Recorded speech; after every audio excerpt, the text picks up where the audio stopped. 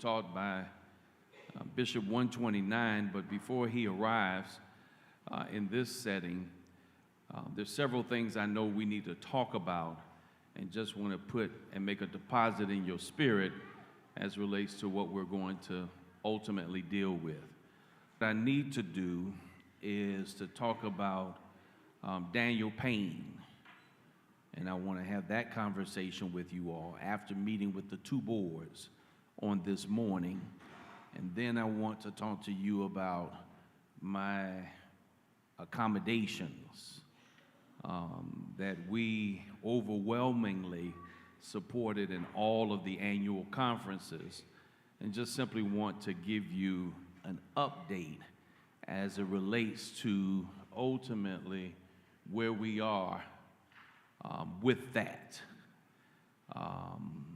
And then I know that we're going to have, and I'm seeing persons come in who have aspirations for the various positions in the African Methodist Episcopal Church.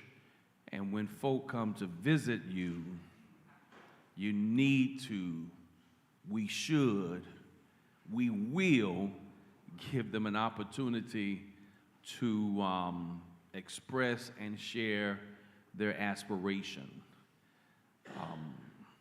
Many of you know already, I spent a lot of time on the road for 3 years, and my wife and children will tell you that.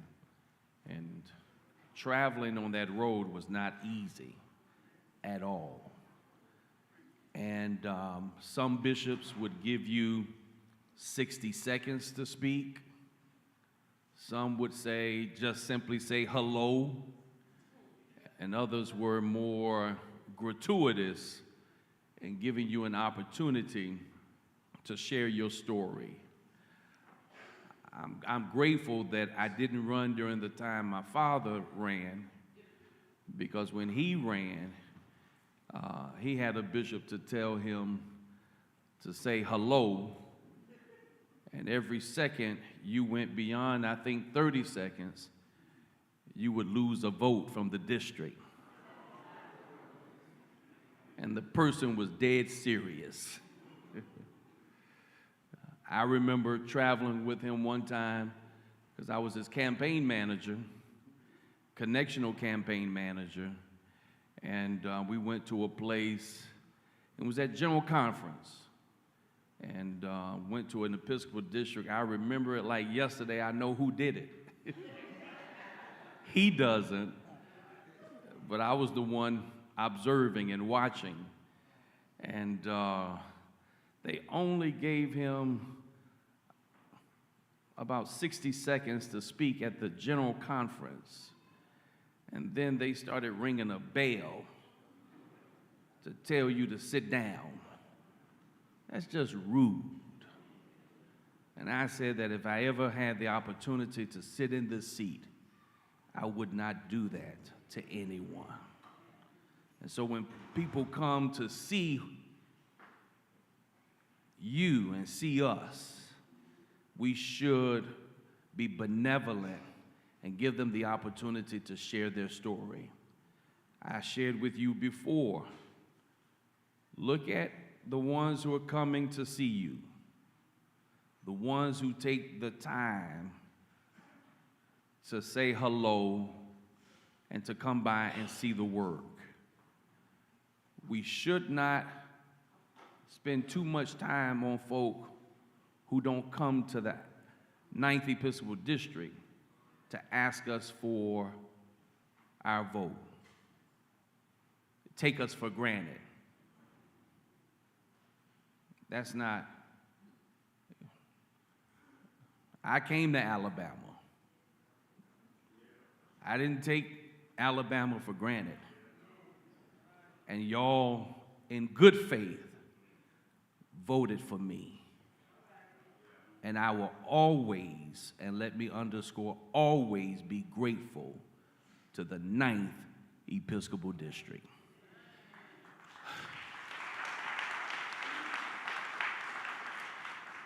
Well, I've had this date circled for a long time. I'm grateful to have my parents here with us. And with all the ups and downs, with the challenges of health and all of that, it seems as if we're turning the corner.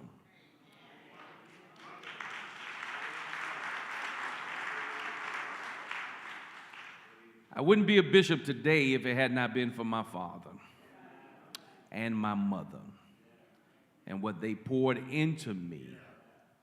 As long as I live, I'll be very, very grateful. The advice I was given, the encouragement I was given, the support I received, and also the financial contributions that was given my way. I would be an ingrate, y'all, if I didn't reciprocate. And the same opportunities my parents gave me, I didn't do the same in retirement for them. I preached in the 8th Episcopal District when he was the bishop there in every single annual conference. I preached at on the Episcopal level. I preached all over the state of Mississippi and also Louisiana. And he said to me, I wanted to simply give you exposure. And that's what preachers we all need.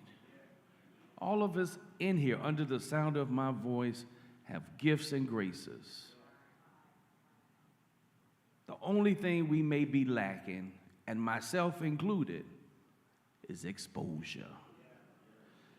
You can't pay for exposure, right? And so when I decided, after praying about it and talked to my wife about running for bishop, he was excited.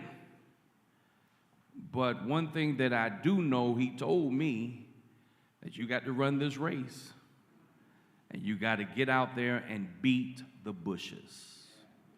And his strategy was, I'm not going to make any phone calls on your behalf. You got to make your own way.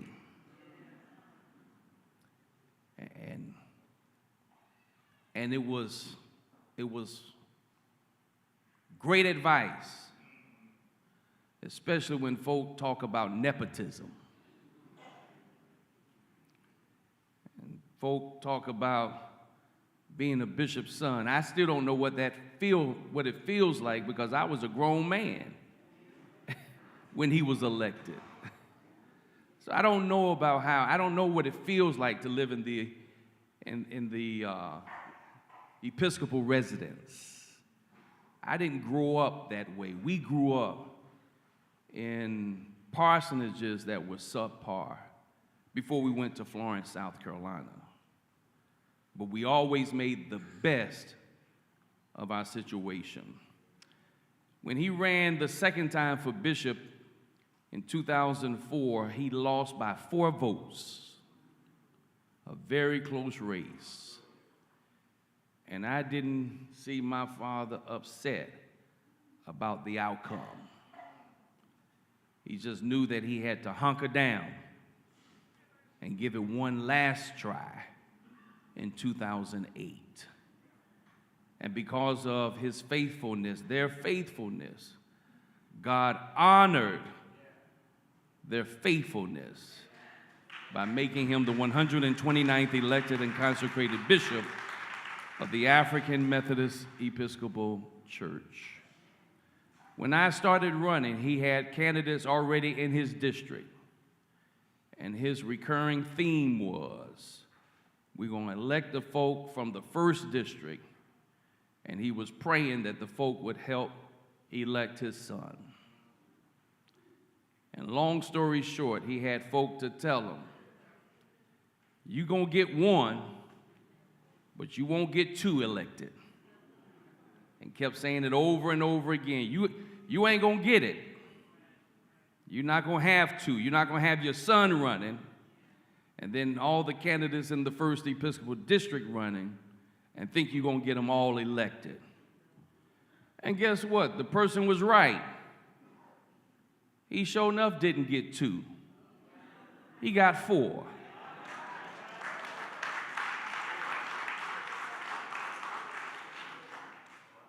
I say that in complete humility, because it wasn't because of his own business acumen or his own skill level. It was nobody but God who could elect 3 people from 1 Episcopal district, and then for him to see his son elevated to become one of the Reverend Fathers in God in the church. So when I tell you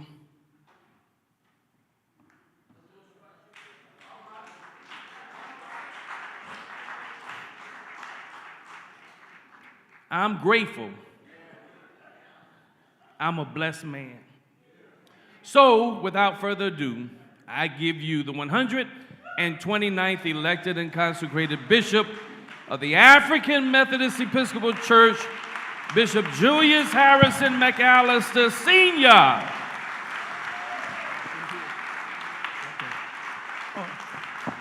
Thank you. I'll do it from here.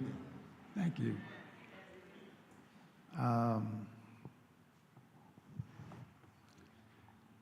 To Bishop Julius Harrison McAllister, Jr.,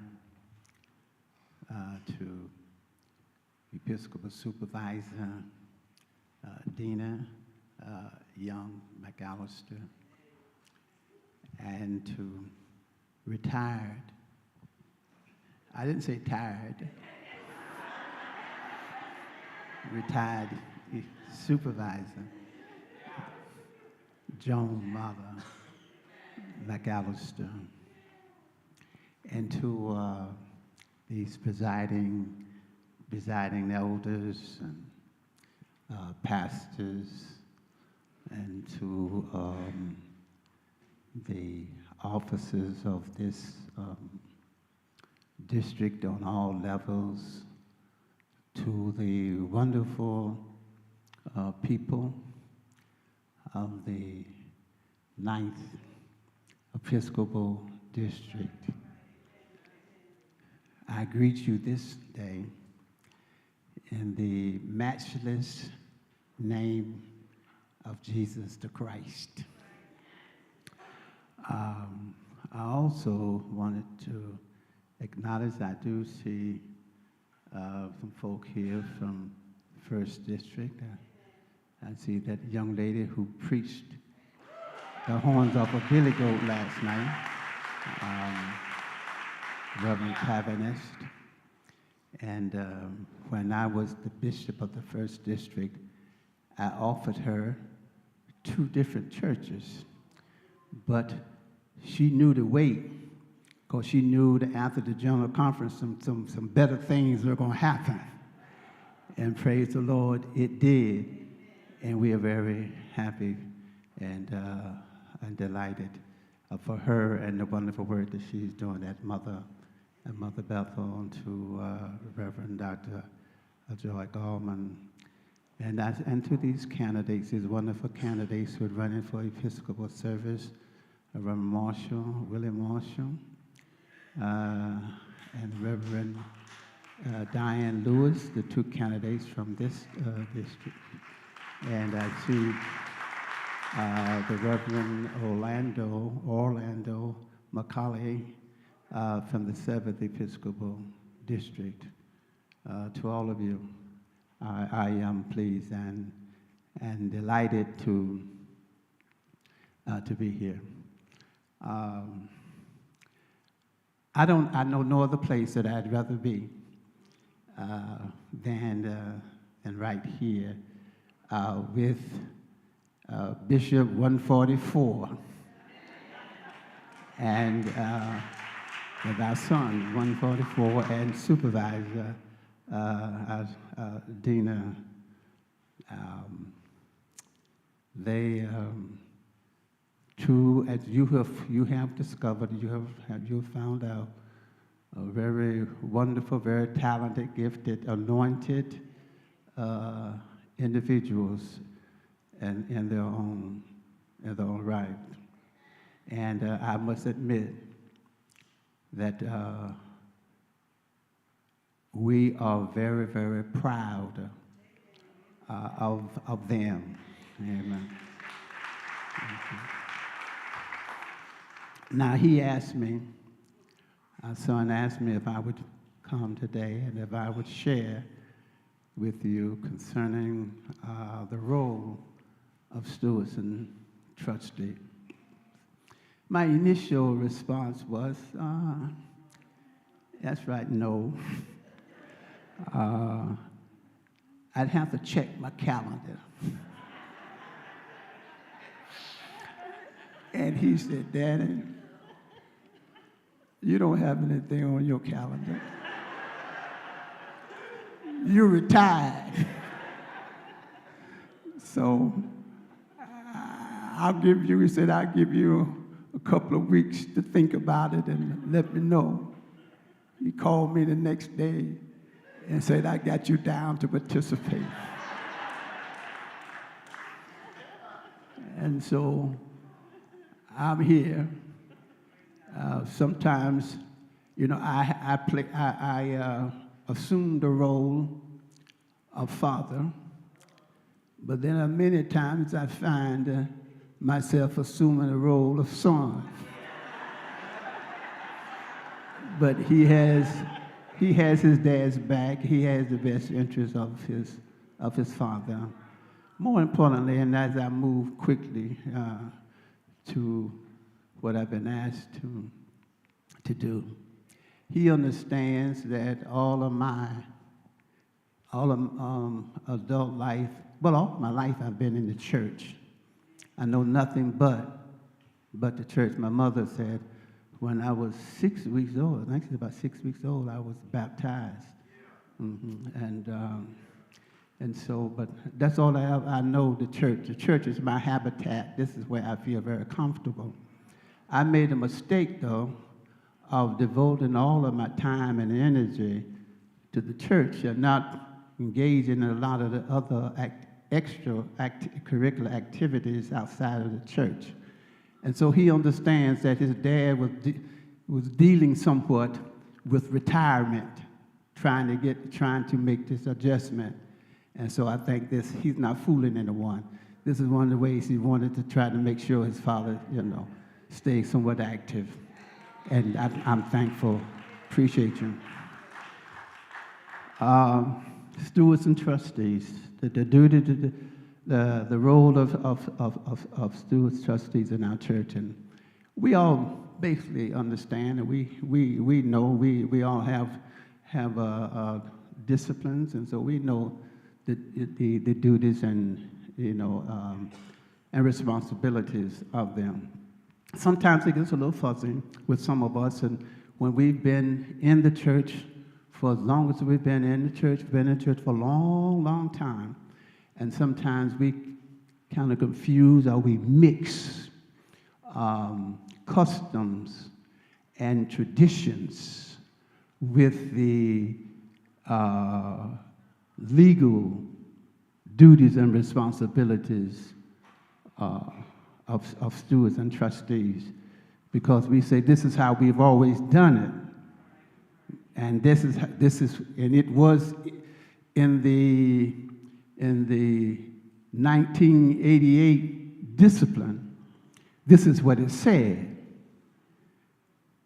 but we're no longer operating in that particular discipline, and some things have changed, and so it is what it is. But so I'm going to start with this presentation with stewards, and we'll talk about initially a little about the then and the now, the past and the present. Okay. It was the late Reverend Dr. A. Henderson, who was the former president and publisher of the A.M.E. Sunday School Union, Some of you may remember him out of the 5th Episcopal District, stated in his book the role of stewards. A steward is regarded as one respectful of the African Methodist Episcopal Church doctrines, one who upholds them in principle and practice. He goes on to say that it is the highest office in the local church held by lay persons, stewards. The highest office held in the local church by lay persons. And that's why a lot of folk want to be stewards, and a lot of them are envious of persons who serve on the steward board. He or she looks upon or looked toward as someone who is practical and able to conduct business matters and those financial responsibilities of the church. Stewards, he says, are the spiritual lay leaders of the church. Spiritual lay leaders of the church. Bishop Henry McNeil Turner, in his book, The Methodist Polity, the Machinery of Methodism, states stewards constitutes the pastor's cabinet. Okay. The pastor's cabinet. Okay. The President of the United States, he has a cabinet. Okay. The bishop has a cabinet. The presiding elder has a cabinet. And the pastor has a cabinet. And those persons consist of the stewards of that church. And so therefore, they are important factors in the running machinery of the church, being selected and chosen by the pastor as his aide-de-camp from among all the other members of the church. Stewards hold a relation to the pastor far more intimate and far more responsible than any other member of the church. Bishop Turner further states that stewards constitute the pastor's, the private, did I say private? Private advisors. Private advisors. And any blunder the pastor may be upon the verge of making, it is the business of each, either individually or collectively, to warn the pastor. To see the pastor walking in an area where danger is lurking. You see the pastor walking in an area and he's about to hit a Mack truck, by walking to a Mack truck. Then he says, this is the responsibility of the stewards to be there to advise the pastor. I knew a presiding elder once who said that the stewards were the eyes and ears of the pastor in the back of his head, or her head. You see,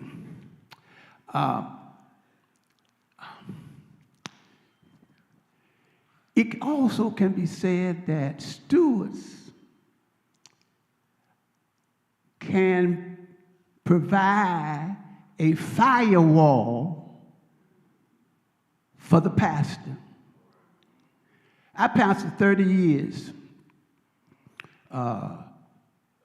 First church, 2 years. Second church, 4 years. The last church, 24 years. I could not have passed those churches effectively had there not been a firewall. There were stewards there who put up a firewall that to protect the pastor, protect me, to make sure that the fire did not reach me. Firewall, y'all. Stewards must be, the book of discipline says, the 2021 discipline says, stewards must be of solid piety and know and love the Word of God. They must love the African Methodist Episcopal Church. They must love the discipline and doctrine of the African Methodist Episcopal Church. You ought not have a person serving on the steward board who do not have that kind of love for God, for people, for the church. Stewards must be fruitful and good-natured, or acquired ability to transact the spiritual and temporal business of the church.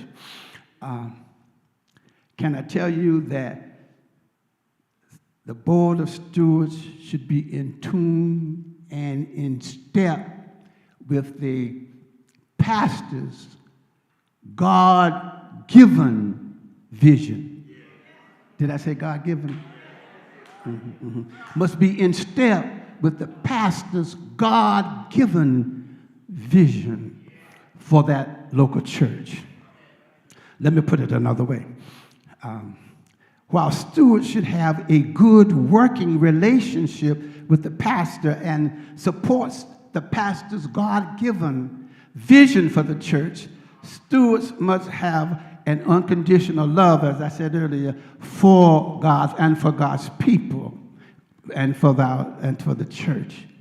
Stewards must always do the right thing. Always do the right thing. I remember when, when this is why my philosophy in selecting stewards, I wanted to make sure that the stewards that we appointed were persons just as described in the discipline, but individuals not only who would work with me, had an excellent working relationship with me, but would be able to work with any pastor even after I have moved on to another congregation.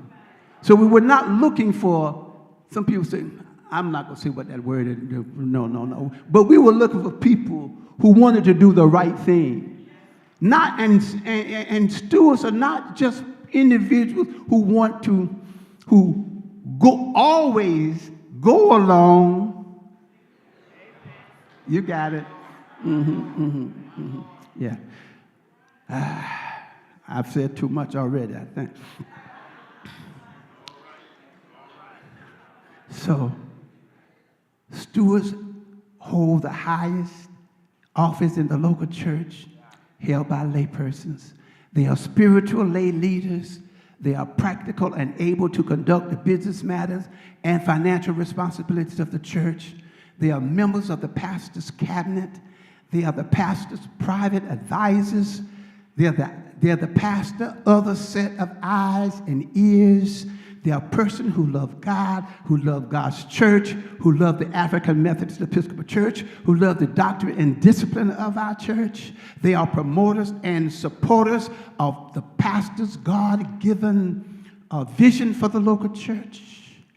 Given all of that and more, pastors should approach these denominations or nomination of a steward in such a way that it is not done haphazardly. It's not done with a cavalier attitude. It should not simply be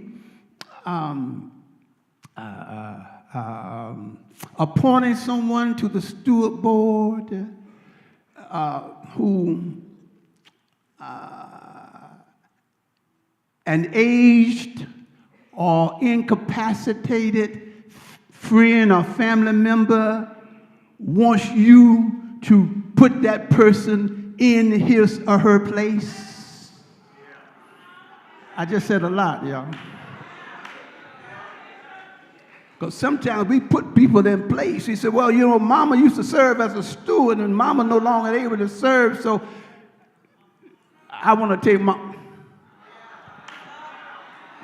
Shortly after I was assigned to a church, I was told that one of the senior members of the church wanted to see me, wanted to have a conference with me.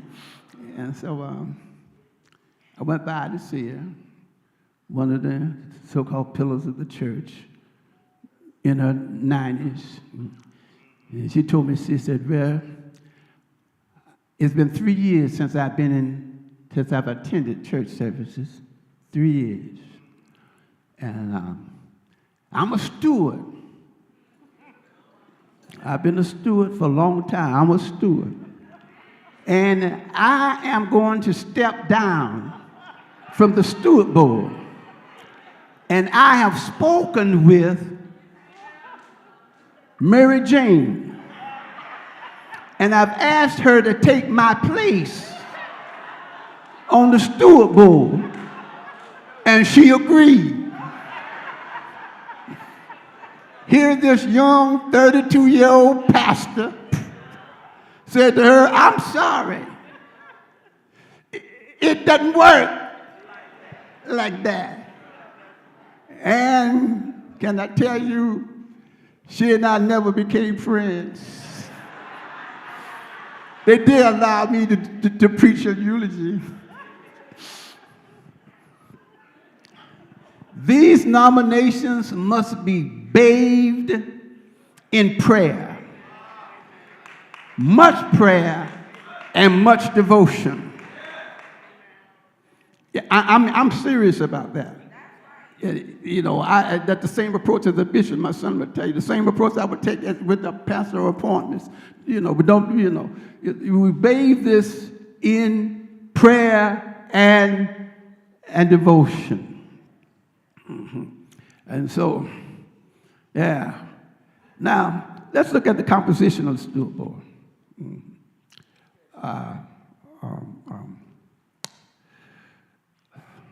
First, the pastor's authority is on page 95, section A1, that states that the pastor shall be the official head of all the boards and auxiliaries, and that no change in their composition shall be considered without the pastor's consent and cooperation. Having said that, the pastor appointed by the presiding bishop to the local church shall be the chairperson of the board of stewards. The pastor is the chairperson. The pastor may, you got to get this now, the pastor may appoint a chairperson pro tem to act in the pastor's absence. That verse saying again, the pastor may appoint a chair pro tem to act in his or her absence. Let me say that again. Well, let me put it in your lap. Somebody didn't get that.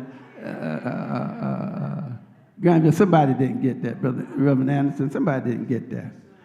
The pastor calls a board of stewards meeting.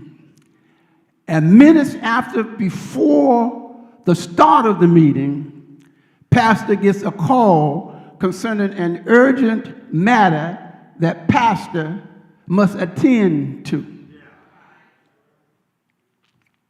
But there's also an urgent meeting, an urgent issue that the steward board must address.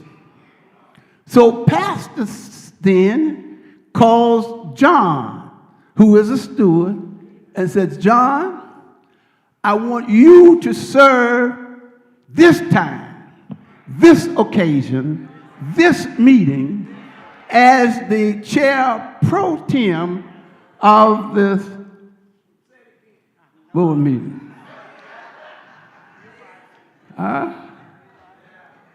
Now, and so Pastor gives John the agenda.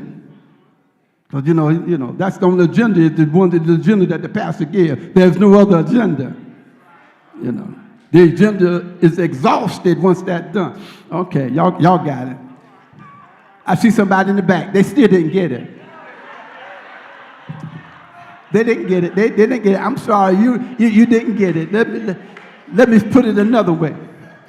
2 months later, pastor calls another meeting of the Board of Stewards, and just before the start of the meeting, a church member is rushed to the hospital. And so pastor hastily makes it to the hospital. But on his way, her way to the hospital, pastor calls Mary and said, Mary, I cannot be at this meeting because I got to get to the hospital. It's an emergency. Mary, what I want you to do is I want you to serve as the chair pro tem for this particular meeting. And I'm going to text you the agenda for the meeting. By definition, a chair pro tem is a temporary presiding officer who fills in for the main chairperson or chairman when they are absent.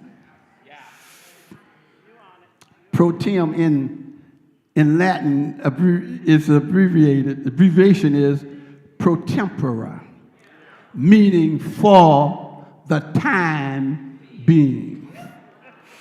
The discipline states that the pastor may appoint a chair pro tem in his or her absence, but pastor does not have to. In many of our AME churches, pastors have chosen not to appoint a chair pro tem of the steward board. That's fine. But in some places what has happened, you have a chair pro tem. Now, where I was, in South Carolina, we call that person in that position the vice chair of the steward board. And so now, what we don't understand is that that while in some places the pro tem or the vice chair is designated to serve, or think that they're designated to serve for the entire conference year. If the pastor that's what the pastor says I want to do, then that's what the pastor does.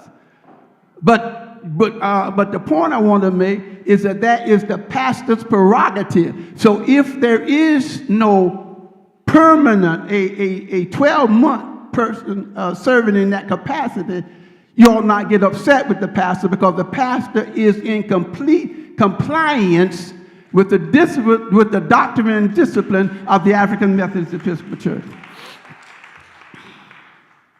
Wow.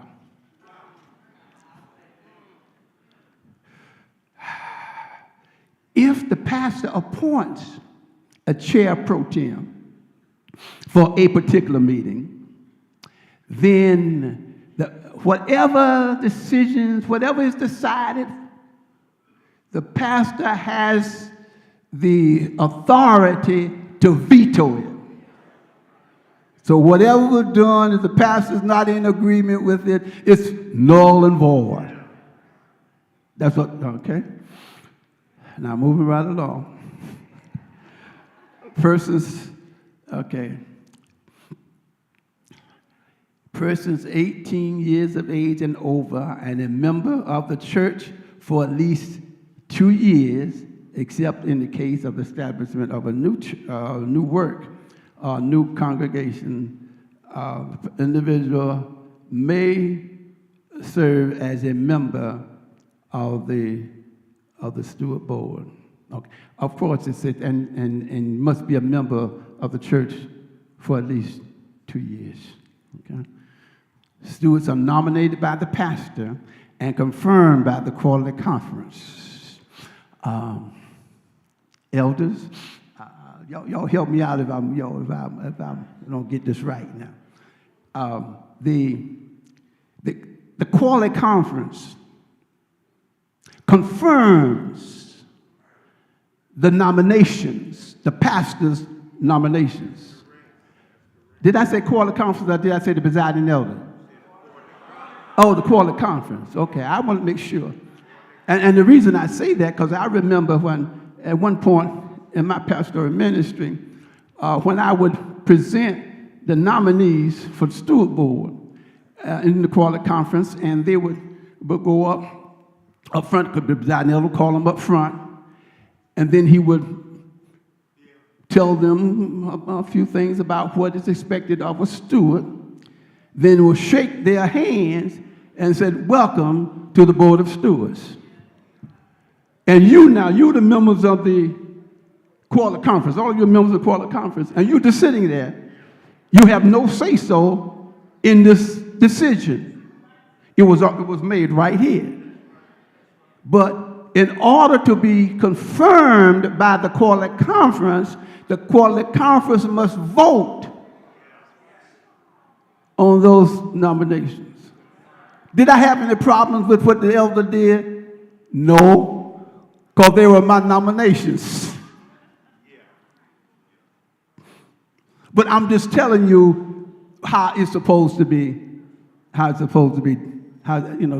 correct way, and how that is done. And they are appointed for a one-year term.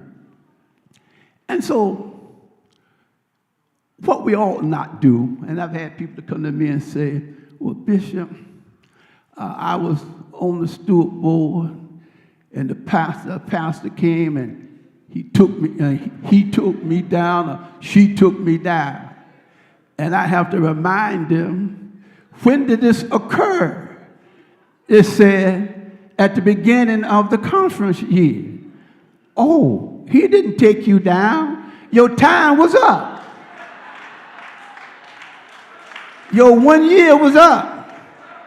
Now, if the pastor decides to renominate you, which it can be done and usually is done annually if you're in good and regular standing. Now, I'm trying to still understand what constitutes.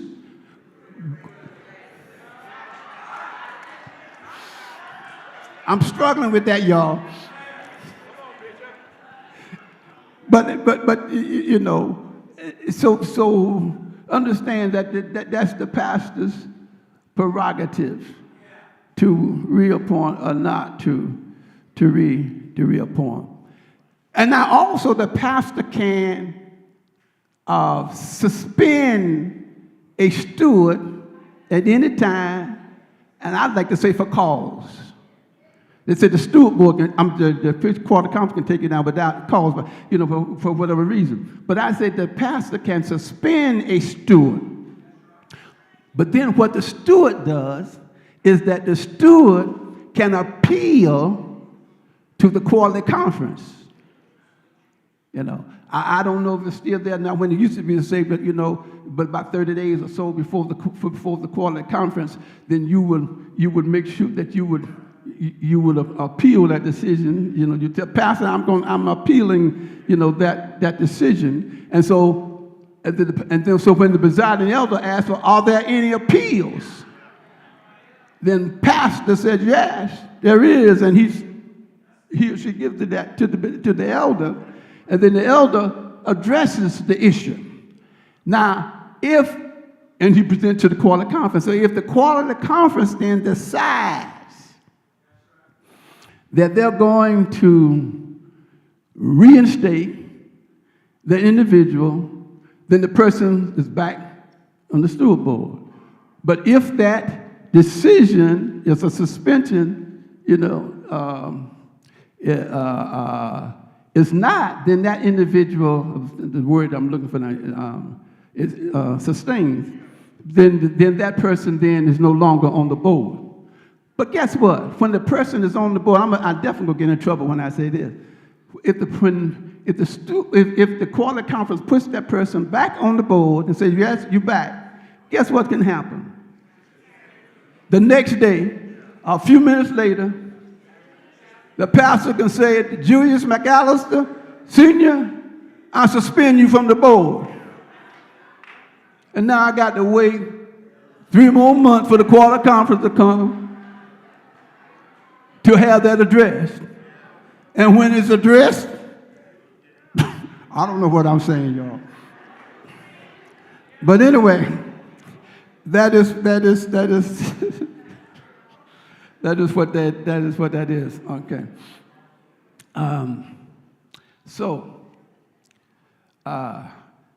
The pastors. Then now, what are the duties of stewards in the A.M.E. in the A.M.E. Church? Bishop Henry McNeil Turner states that, and in some other places it says that there are 3 tables.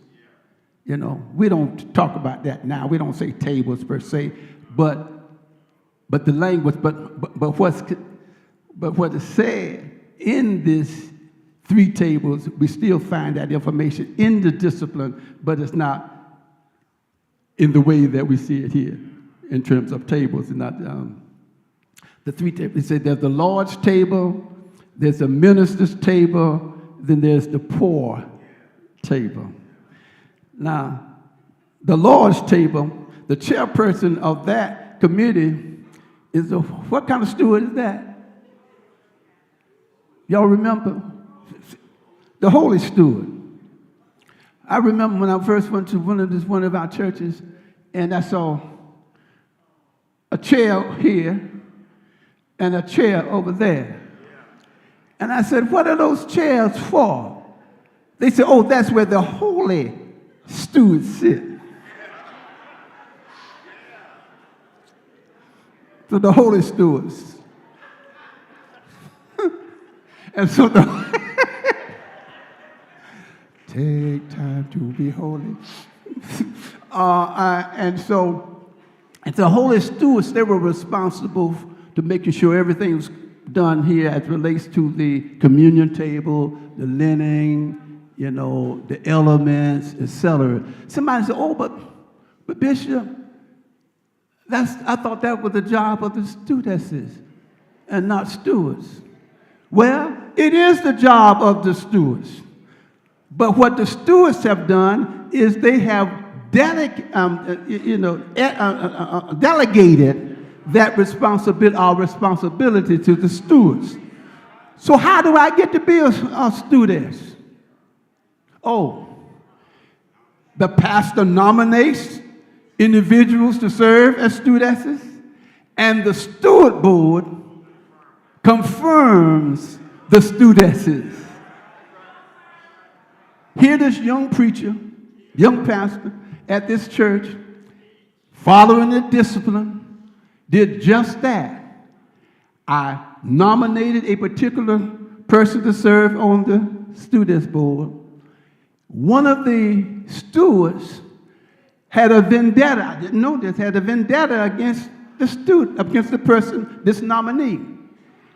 And it went on and on and on why this person should not be. And it got really ugly because it was so personal. Can I tell you, that was the last time I presented any nominations to the steward board to confirm stewardesses. I was in violation of the law from that point on because I appointed persons to serve on the stewardess board. But the law says now, don't follow me, I'm telling you what the law says. That is the proper procedure. Then there's the minister's table. Now that chairperson is called, what is the person's called? The pastor's steward. The pastor steward. And it's the responsibility of the pastor steward and that committee to take care of the pastor. When there are financial concerns, to make sure the pastor has, at his residence or at the parsonage, they have the table conference that need, they're entertaining guests, to make sure that they have what they need, the finances that they need, the pastor's traveling, benevolence, what they need. And in some of our churches, what they have class dues. Class dues. On their giving envelope, there is a line item that states class dues. And the class dues, guess who gets the class dues? The class dues go to the pastor. Yeah. Now that is very prevalent in many of our northeast areas and some of those places, but class dues, the pastor gets the class dues, along with whatever else the pastor gets, but the pastor, and then there's a table to the poor, which addresses the needs of the indigent, the poor, the people within the community, people within the church, and making sure that you identify these individuals who the pastor and others need to visit and to take care of and to check, So that is a part of what they, a part of what they do, okay? There is a junior steward board, and the junior steward board it comes under the auspices of the senior board, and it is the responsibility of the pastor and the stewards to train and to instruct them. Now, the salary of a full-time pastor. The salary of a full-time pastor should be negotiated by the pastor and the stewards. I better say that again. The pastor's salary, and can I just include, say, the pastor's benefits, salary and benefits, travel benefits, etc., should be negotiated by the pastor and the stewards. Not the pastor and the church conference. No. Not the pastor and the official board. Not the pastor and the finance committee or the commission on stewardship and finance. No. Not 2 or 3 officers in the church who unilaterally take it upon themselves and say, Pastor, this is what we're going to pay you. It's not that. So I don't worry. Say I'm not the bishop. So over here, you're the bishop. So I don't have to worry. I'll be all right. Guess what? This is what Bishop Henry McNeil said. This which is very interesting. He says, it is customary for ministers going into a new work to call together all the officers, including stewards, and trustees, and class leaders, and local preachers, exalters, to arrange pastor support. Well, that's what he was asked. It was customary. I'm sorry. He was asked that question. And he said, yes, it's common to do so, but such preachers are either ignorant of the law and duty of stewards, or they voluntarily adopt this course because of what they conceive to be good policy. But this is not good policy, he says. It's bad policy. For it is imparting a false education to the people and inconveniencing their successors who may know the law. So you get in the habit, people get in the habit of doing this pastor's salary and upkeep salary the way they do it, and they think that's the way it's supposed to be done. But when someone comes behind you, follows you, succeeds you, and they say, no, it's different. Now the church is in an uproar. But the pastor's just following the law of the church, just following the discipline. At the last General Conference, proposed legislation was presented that sought to involve the trustees in the negotiation of the pastor's housing allowance. Because, you know, if a parsonage is not provided, then the housing allowance, pastor gets housing allowance. And so the trustee said, look, since we are the ones that's supposed to provide, and this came from the connectional lay organization presented this piece of legislation. So they say, so since the trustees are the ones that provide housing, why can't we be a part of negotiating the pastor's housing allowance? The general church said, no, we're going to let it stay as it is. It is the sole responsibility of the pastor and the stewards. Let me say this parenthetically. As a pastor, when I, along with the Commission on Stewardship and Finance, presented to the official board the church's annual proposed budget, there are several items that were not up for a vote. I'm presenting the entire proposed annual budget for the year, but there are certain items that were not up for a vote. What were they? Well, the pastor's salary and benefit package, the presiding elders'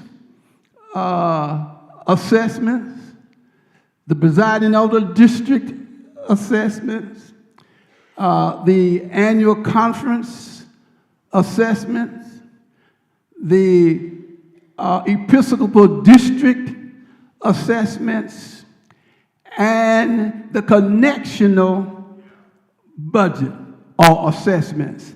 They were not up for a vote. That I presented them for informational purposes only. That's for your information. Why can't we vote on it? Stewards and trustees already voted. Stewards and the pool law and the pastors have already voted and approved of the pastor's package. All right. The others, when you get the other stuff, that's already been approved.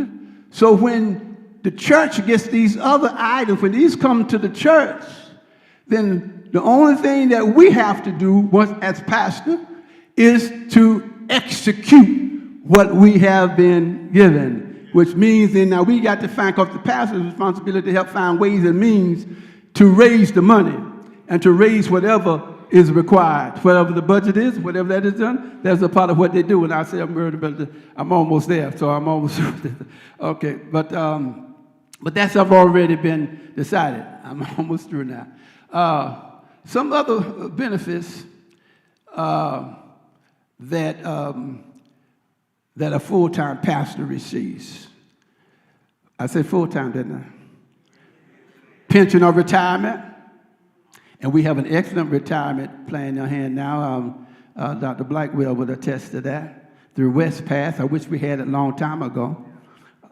Then the insurances, health insurance, disability insurance, professional liability insurance, key person life insurance, self-employment tax, I said parsonage or housing, continuing education, then travel, connectional travel, Episcopal district travel, conference travel, inter-parish travel, and all other travels related to the work of the pastor.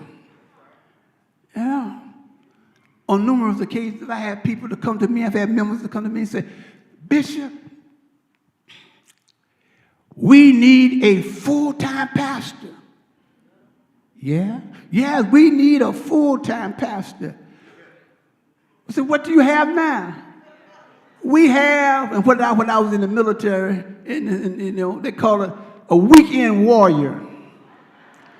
weekend warriors were those persons who served in the National Guards. And they'd come in on the weekend. And they go back home. They come in on Friday evening and they go back on Sunday.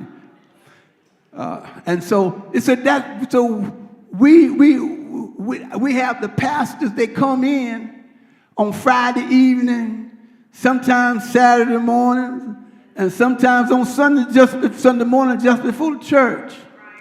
And as soon as church is over, they have their Bible and their robe and everything else in their hands. And sometimes they're just standing at the finance committee door waiting for their check. Or they come in the room and say, you got my check ready. And they leave, and we don't see them again until the next weekend. We can't grow like that, Bishop. And I shared with them what it means to have a full time. Oh, Bishop, we can't afford that. I guess we have to be content with what we got.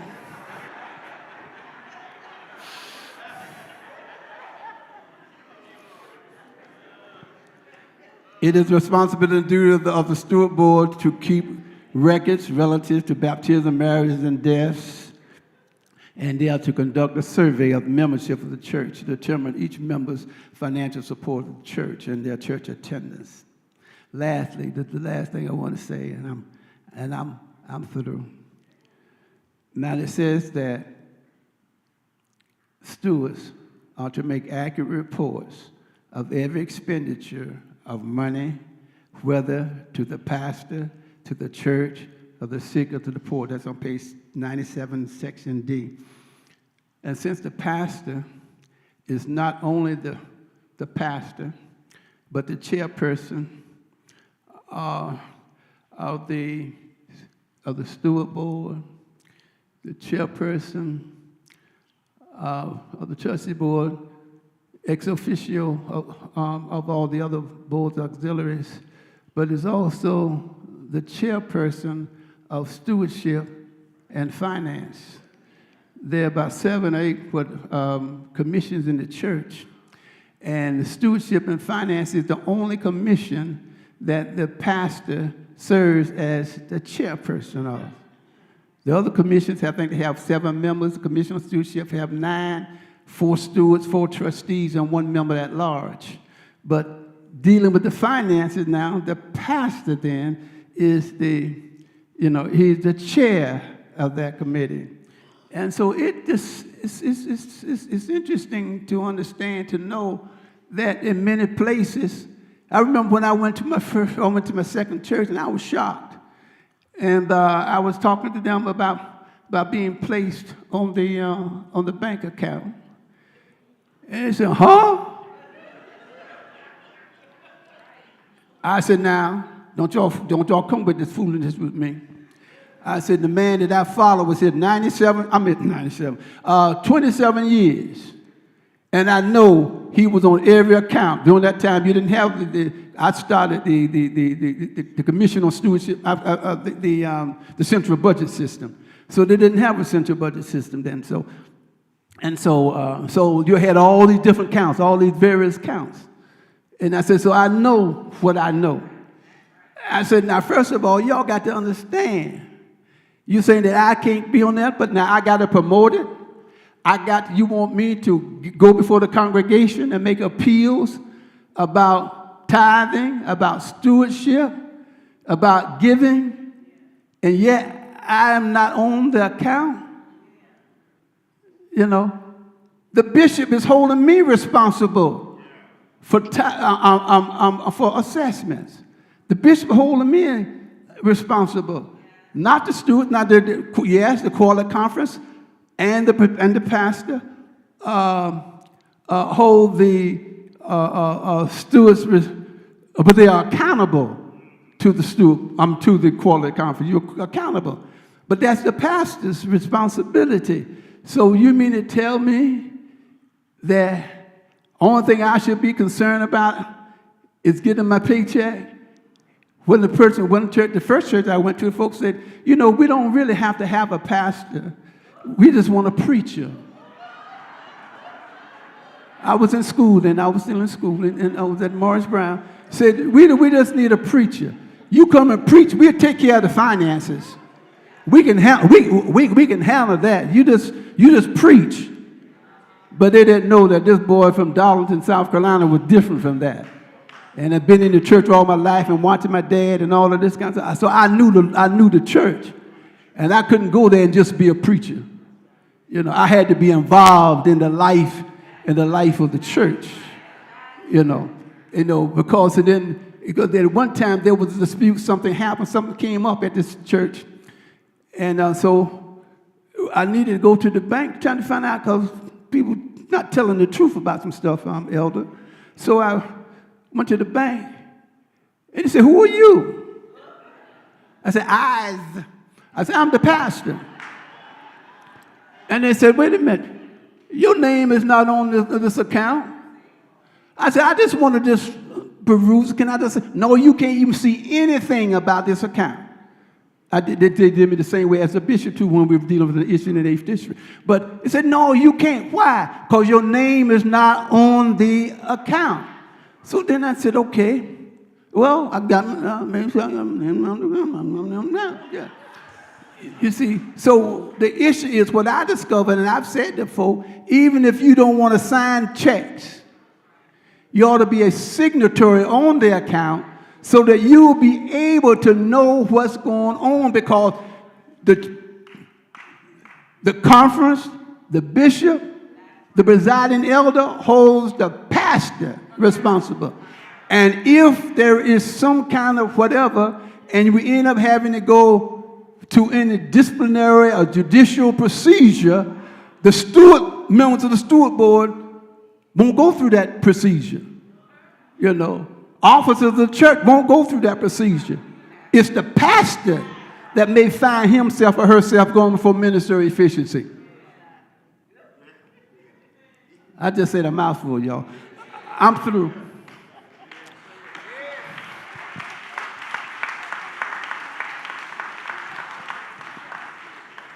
Amen. That was good. Let's give Bishop 129 a hand.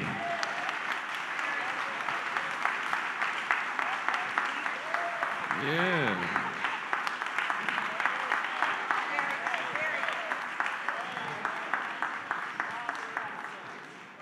I was going to say delicious, but since y'all been picking on me, that was delectable. That was good. Now, after hearing that, stimulating workshop, do we have any questions or comments? Sister O'Neill from Brown Chapel A.M.E. Church, Selma. I'm sorry, I stand corrected. The historic Brown Chapel, the mother church of the 9th Episcopal District. All I want to say is thank you, thank you, thank you. There are times when we need to be reminded. We have the discipline. We read the discipline, but sometimes we don't understand the spirit of the discipline, because it's more than just words. It's also the spirit of the discipline that we need to understand. But we also need to be reminded of what our duties are and who we are as AMEs and who we are as stewards and as trustees. Sometimes we get so caught up in the position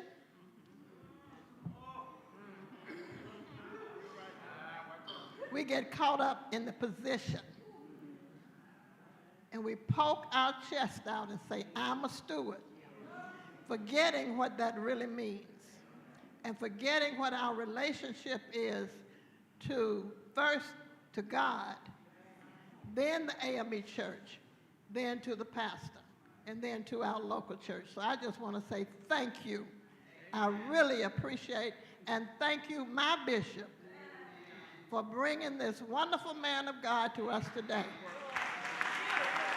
to bring us a word. Thank you.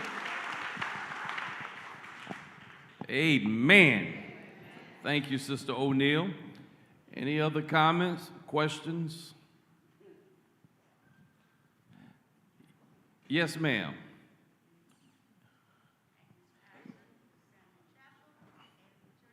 Sister Patterson from Mobile. Thank you, Bishop. I do have a question. You mentioned about the duties, the Lord, the ministry, and the poor. Have you assigned your stewards, and when you were a pastor, did you assign stewards to handle each of these particular positions? Did you put them in positions? And have you been in a church where there were no positions and people just took on whatever role they saw that they were in? I mean, did you assign the Holy Steward? Did you assign a steward to handle, be the pastor's steward? Or did the pastor? All right, well, you were referencing the 3 tables. Yes, the 3 tables. The short answer is no, not in terms of all 3 of them. Well, first of all, in the real sense it did, because when we talked about, but not a holy steward. Did not give a person that was, say that person is the designated as the holy steward. I would imagine that the other 18 wouldn't care too much for that. That person being holy, and the others may think that they're unholy. But no, I did not. In all honesty, no, I did not. But then, too, since we had delegated that responsibility, those responsibilities of that particular table, the Lord's table, to the stewardesses, so that was taken care of by the stewardesses, and they were amenable to us. Now, the pastor steward, I did have a pastor steward, and the pastor steward and I worked very closely together, especially, now we call that, when I first went to this particular church, they call it the missionary offering. And I had to change it quick and in a hurry, because the missionaries thought that was their offering. Mm-hmm. And some of them, they said, no, this is for the missionaries. So I changed it then I went for benevolent, then I ended up with offering for others, so that they would understand it is for others. And so the mission offering then, while it was a part of the central budget system, my pastor steward really was the one that worked with that, and we used the mission offering to deal with the needs of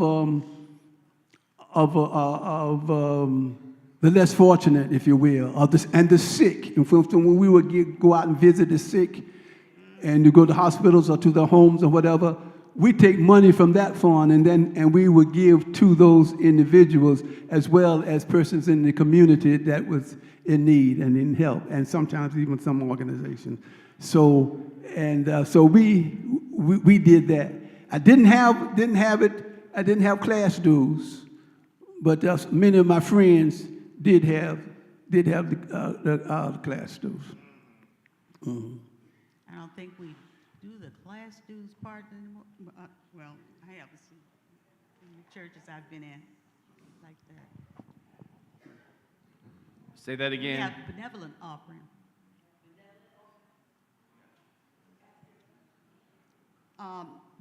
The other question I had was the finance committees, the finance, rather than just the stewards counting the money. Sometimes you have a steward on the commission. Who makes up the commission? I'm sorry. Who makes up the commission?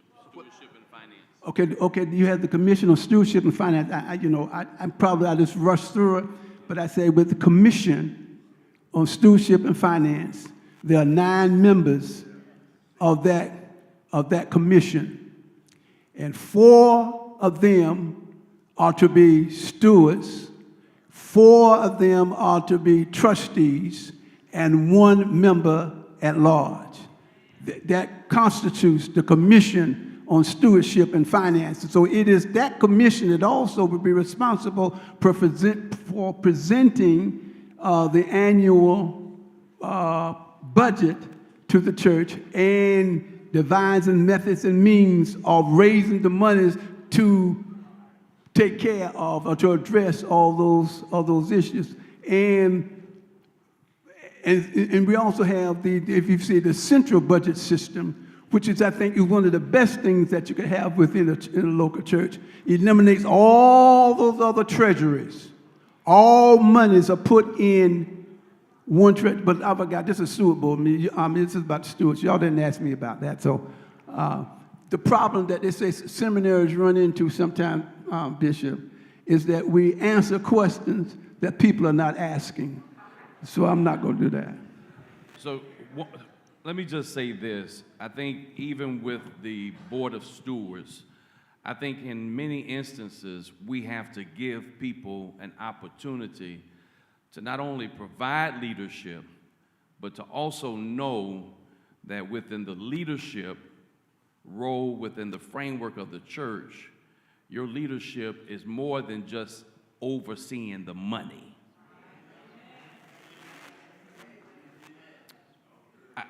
There's so much involved, is voluminous in nature, and so one of the things I did at Bethel, I had several pieces or several layers of leadership with the Board of Stewards, i.e., I had an executive committee, right? And that committee was responsible for the pastor's compensation, keeping stewards in the loop, before worship service. I may call them and let them know that Sister so-and-so is ill, or you need to let me know who's ill, who I need to call or see. That goes back to being the pastor's ears and eyes, because the thing that you think the pastor will know, you don't know. You'll hear the street committee talk, but the stuff you really need to hear, a lot of times you may not hear, and then people take it for granted and say, well, Pastor, I just automatically assume that Sister so-and-so died last week. And you're the last one to find out anything about that. So you need that piece, as Bishop 129 talked about, as far as people being your eyes and ears.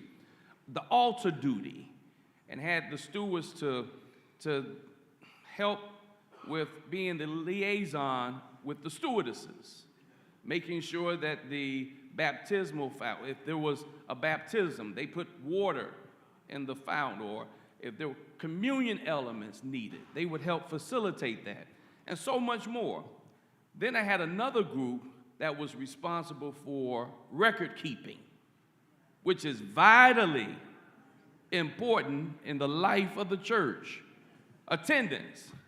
How many folk did we see on the first Sunday? I think on yesterday, the pastor showed me a number of how many folk we fed, right? All of that is important. Why? Because when we have this meeting next year, we'll know what we need to prepare for in the future. Baptisms, communion, marriages, births, deaths, probationers, affiliated members, and associated members. All of those things are important as it relates to record keeping. I think another piece is what Bishop talked about, benevolence and outreach. Having a group of folk on the Board of Stewards responsible for outreach. So I had one person, Ms. Marjorie Elkins, about 92 years old, and she would make sure that everyone on the sick and shut-in list received a card every single month with $10 in it. And she would go to the hospital and see the folk herself, and then bring it back to me and say, Pastor, you need to go see so-and-so. And she kept all of that. I think another piece is when we start, and the bishop, he kind of cheated me because he was supposed to do trustees too. But that means he has an open invitation to come back to do the trustees.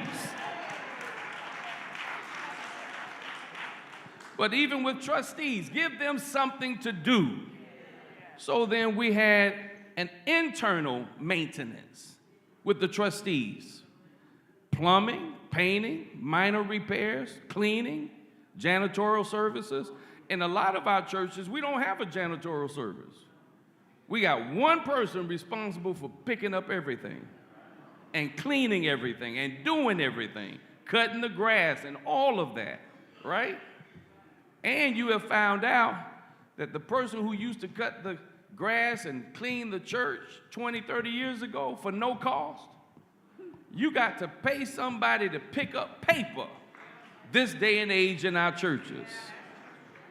So that's internal. Then external, lawn, shrubbery, glass, window, the facility, all of those things. But one piece that's vitally important, even with trustees, we had documents review. How many of you have, copiers in your churches? Xerox machines. Yeah. And so then, a lot of times folk will come to the pastor and present a contract, and you look at it. And with contracts, you need more than one set of eyes to look at these documents, right? And so I may say, oh, okay, this is fine, and skip over the fine print and overlook that this was 18%. But then take it to the trustees, and they say, well, Pastor, this is too much. We need to shop around so we can find a better deal. Not only that, we used to bring somebody once every 2 years as it relates to the insurance, and have the insurance agent come talk to the trustees so that you can tell us what we're covered, what's covered in the church, whether or not we have adequate insurance. I think that is vitally important. Take pictures of what you have. Take a video camera, video things in the church so that you can have that documentation.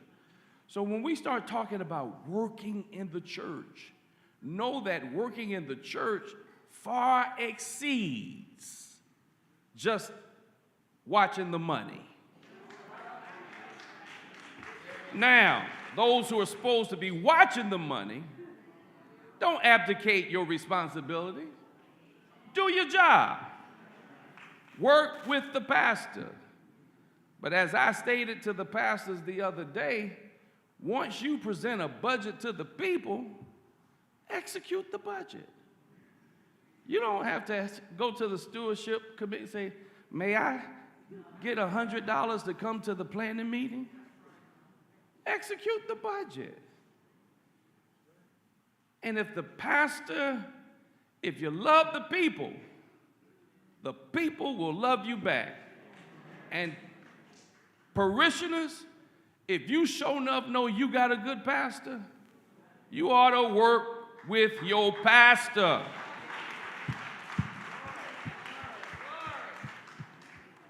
It comes at a premium. Now, this is my favorite steward right here. This is Brother Will Guilford, Brother Jim from St. John, Eufaula. Yes, sir. Bishop. Yes, sir. I want to thank you for this class meeting today, because it's something that we really, really need. And I heard your father say that every pastor need a firewall, but I don't call it a firewall. every pastor need a firefighter.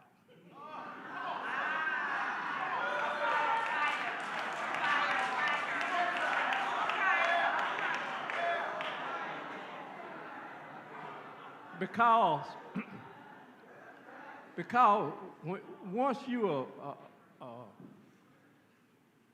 holding that position, you can't really listen to the street committee.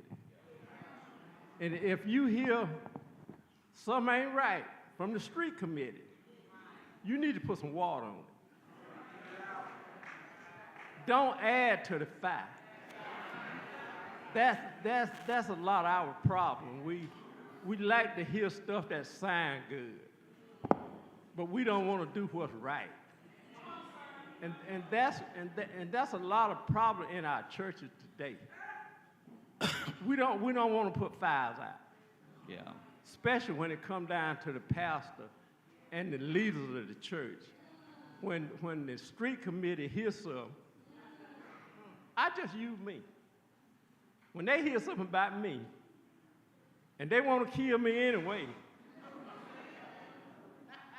boy, they're going to spread it like wildfire. But you got to keep looking to God. And I don't care what people say about me no more. No. I don't live above that. I'm going to do what's right for God. I'm going to serve my pastor. I'm going to serve my church. And what they say, it really don't matter to me. Yeah. I'm going to do what's right. And I enjoyed that today. I enjoyed it to the highs. And I see where you got yours from. Your dad. Thank you. Thank you, Brother Jim. Brother Jim, you would think he's a preacher, but he's a good layperson. And when I went down to St. John Youth Hall back in July, I said, Brother Jim, what do you do here? He said, I do everything. And I said, what's your official title here? And he told me that he was the pro tem of the trustee board and the unofficial pro tem of the steward board. And he's been my man ever since. But you're absolutely right. Whatever terminology you use it in your context. Maybe a firewall here, and you follow it, may be a firefighter. Whatever you use, whatever language you use, whatever lingo you use, is ultimately the same impact, right? And so you're absolutely right. You can't listen to the street committee, but you do need to have the stewards and your trustees or your confidants to have your back. You need for folk to be able to hear that which you don't hear. And then the stewards need to decide if it's the holy steward or if it's the pro tem. We have to determine what the pastor needs to hear and what he shouldn't hear or what she shouldn't hear. My stewards, my pro tems understood. They knew what to bring me and what not to bring me. And even to this day, there's some things I don't know about because they didn't tell me. And my stewards, and I don't care how long you've been at a church, you need someone to say, nah, that's not true. I know my pastor. I know what he is doing. I know what she is doing. I know they saw X, Y, Z. Because people love to criticize in the Negro church.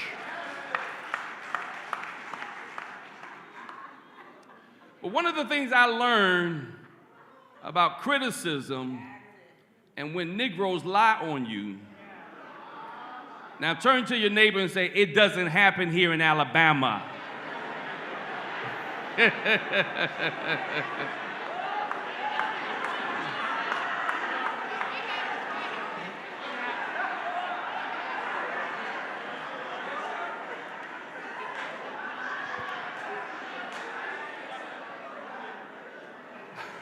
I have a friend, Reverend Dr. R.B. Holmes, the pastor of Bethel Missionary Baptist Church in Tallahassee, Florida, and we worked together well for 16 years. And he would always tell me, he was about maybe about 15 years older than I am, and he would always give me wise advice. And one thing he said, Pastor, whatever folk may be saying about you, make sure it's not true. Where you can go to bed at night and sleep peacefully because you know a lie will never live and the truth will never die. And so we have to make sure, as I said to the pastors the other day, do right by the people. Do right by the people. And if you love them, they're going to watch out. Brother, is that Brother Perry? Yes, sir.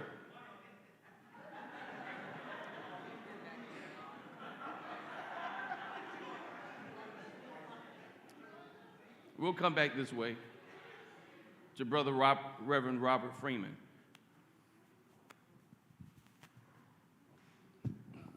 Bishop. Yes. You spoke about the weekend warriors, and I just have a question about this. As far as the designation, when we talk about the full-time pastors, who does that designation, and then what are those benefits that would qualify if they're not all of them that fits that package that the stewards are required to give a pastor that's full-time? Because we know now when we go to work, we got some pastors all the time. We need time off. We need some a lot of spending money. And so, as far as a full-time pastor, what fit that profile as a full-time pastor? Who make that designation? And then when the stewards get that pastor come to the churches, how do they know how to put that package together for that pastor? Let me just say this. Anyone who is not working as a pastor in here, raise your hand. You're not in ministry, clergy. You're not a clergy person. Don't y'all want time off from your job?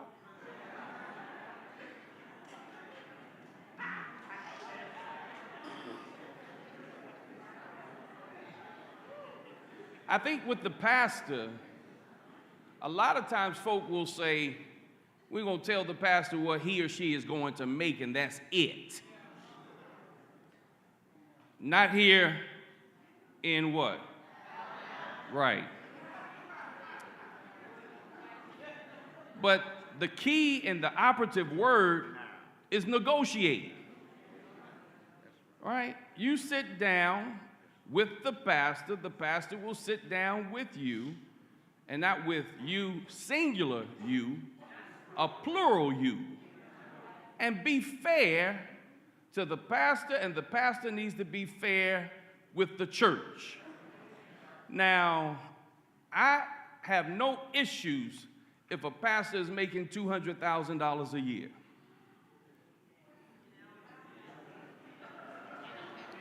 But you can't be raising $250,000.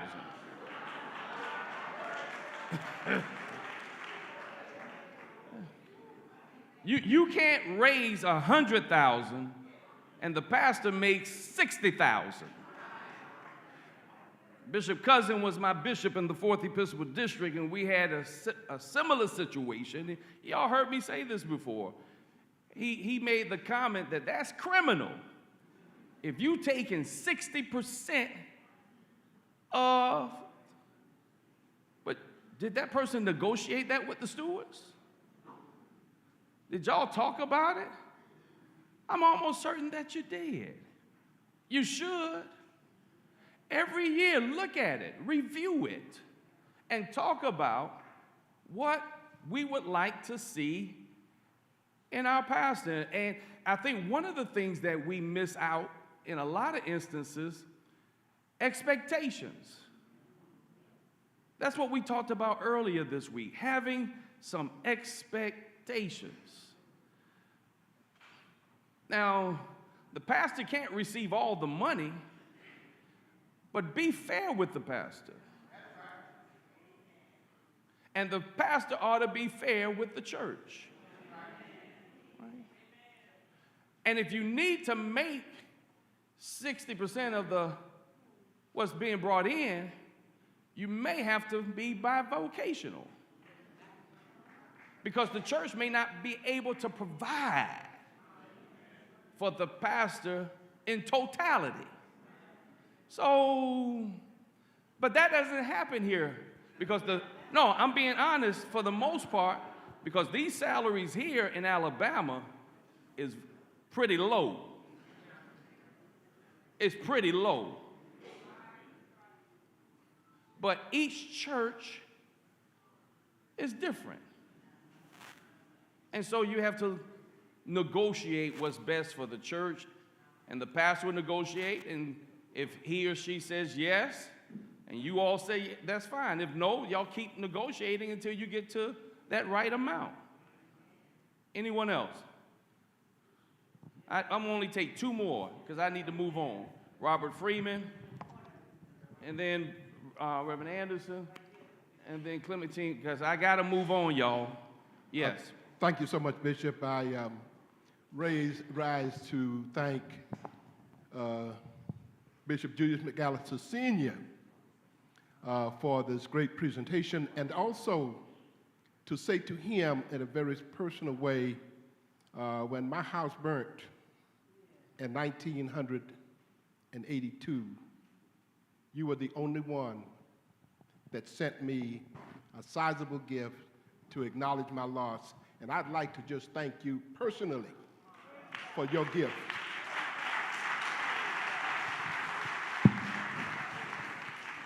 Granville, Robert Freeman. Thank you, Bishop. My question is, you inherit a church, and so the stewards that you inherit in the middle of a year, and you find that you need more stewards, is it appropriate to go ahead and appoint some stewards until the next conference year, or do you have to do it during the next church conference? I mean, quarterly conference. Do you have to do it then, or can you go ahead and put some stewards in place to take care of that business, and then have them reconfirmed by because the elders already come and confirm stewards once. Does he have to do it again because you need more people?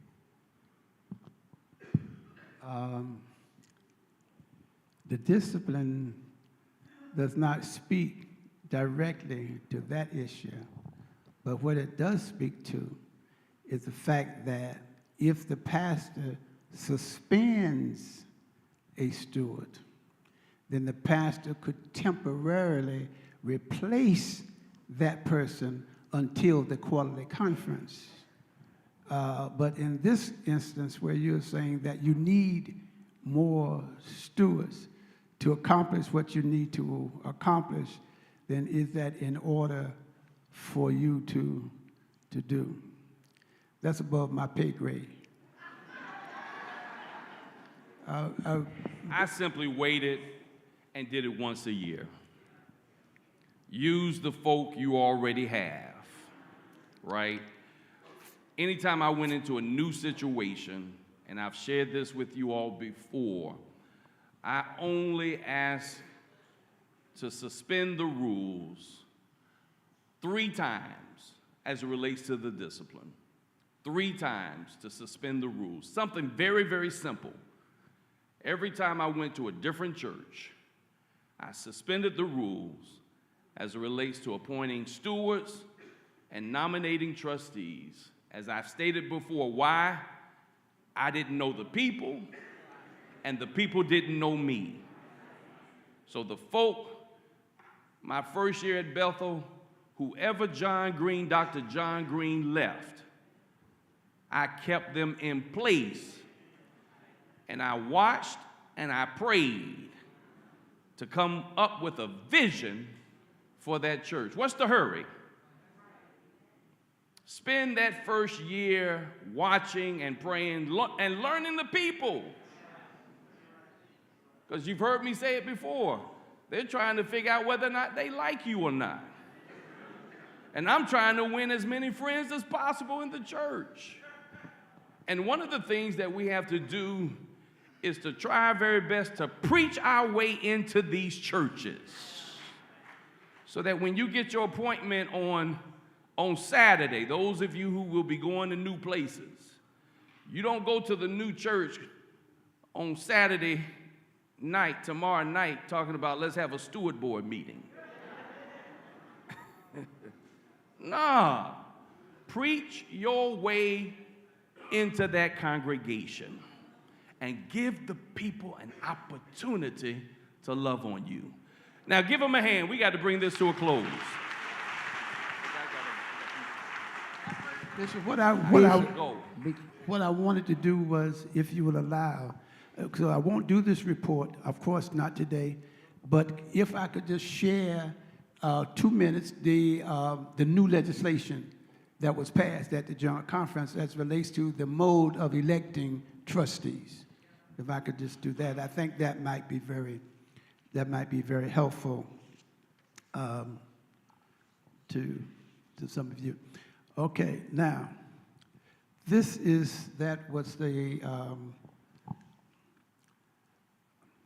me first give you the rationale to this, and it's the rationale that some churches face the challenge of not having enough willing and suitable members for the pastor to nominate twice the number of trustees to be elected.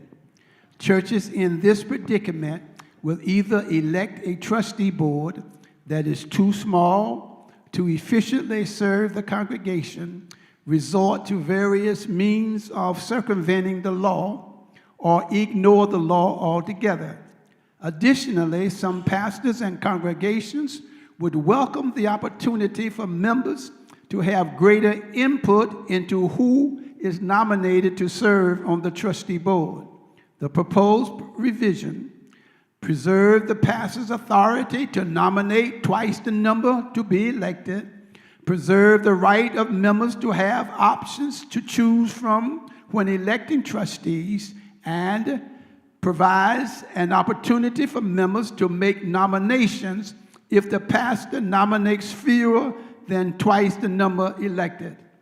And this is it, the current text, and then I will read the amended text, which is now law of the church. And this is in the new discipline.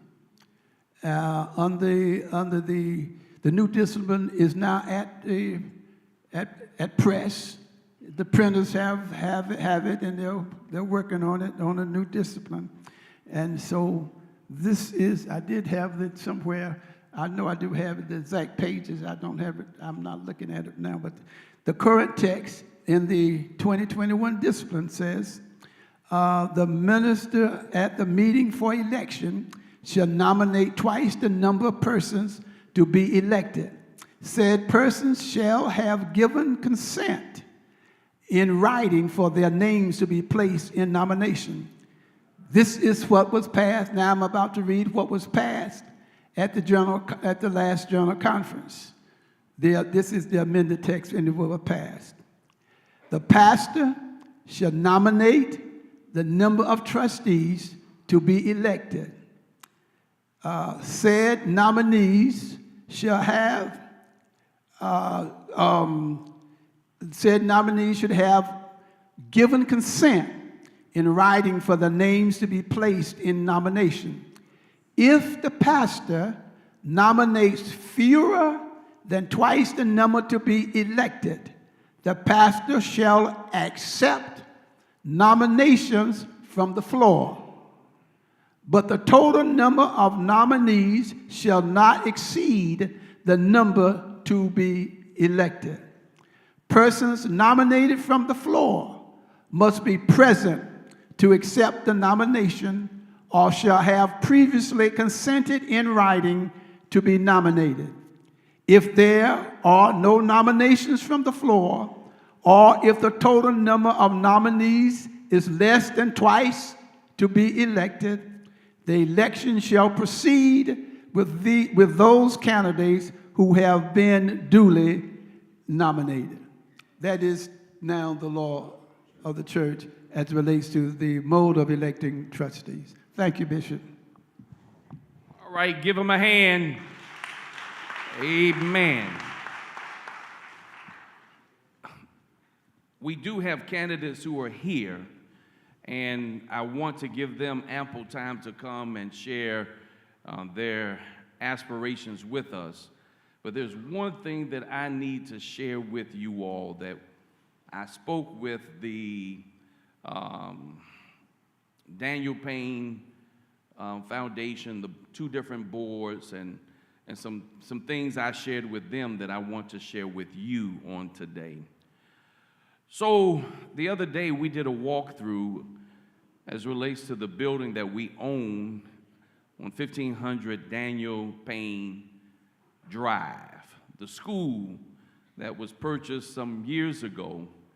And I think before I say that, if we can disengage the streaming platform at this time, please. If we can disengage, and we'll come